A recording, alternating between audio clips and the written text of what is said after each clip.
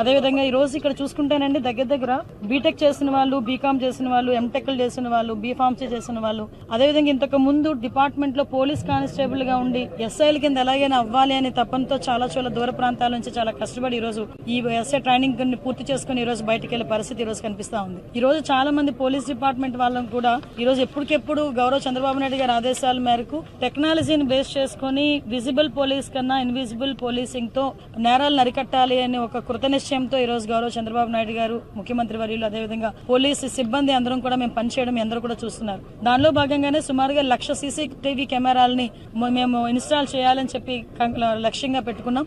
మేము మాక్సిమం ఈ April ending నాటికి అది పూర్తి చేయగలమన్న నమ్మకం కూడా మాకుంది. ఇంతకు ముందు గవర్నమెంట్ లో మీకు తెలుసు సీసీ కెమెరాలు కూడా పనిచేయని పరిస్థితుల్లో, ఈవెన్ దో పోలీస్ స్టేషన్స్ లో కూడా సీసీ కెమెరాలు పనిచేయని పొజిషన్స్ లో ఉన్నాయి. కానీ ఈ రోజు పరిస్థితులు ఎలా ఉన్నాయంటే ప్రతి చోట ఈవెన్ గౌరవ నారా లోకేష్ గారు, విద్యాశాఖ మంత్రి నారా లోకేష్ గారిని కూడా మేము డీజీపీ గారు రిక్వెస్ట్ చేసి ప్రతి హాస్టల్లో కూడా, ఉమెన్ హాస్టల్స్ లో కూడా, గర్ల్స్ హాస్టల్ దగ్గర కూడా సీసీ కెమెరాలు ఏర్పాటు చేయమని చెప్పడం జరిగింది. ఈవెన్ అన్ని డిపార్ట్మెంట్స్ లో ఉన్న మంత్రులందరికీ కూడా మేము ఇన్ఫార్మ్ చేయడం జరిగింది. హాస్పిటల్స్ దగ్గర నుంచి ప్రతి చోట కూడా సీసీ కెమెరాస్ ఉండాలి. ఎక్కడ ఏమి జరిగినా కూడా ఇమీడియట్ గా దానికి రెస్పాండ్ అయ్యే పరిస్థితి కనిపించాలి అని.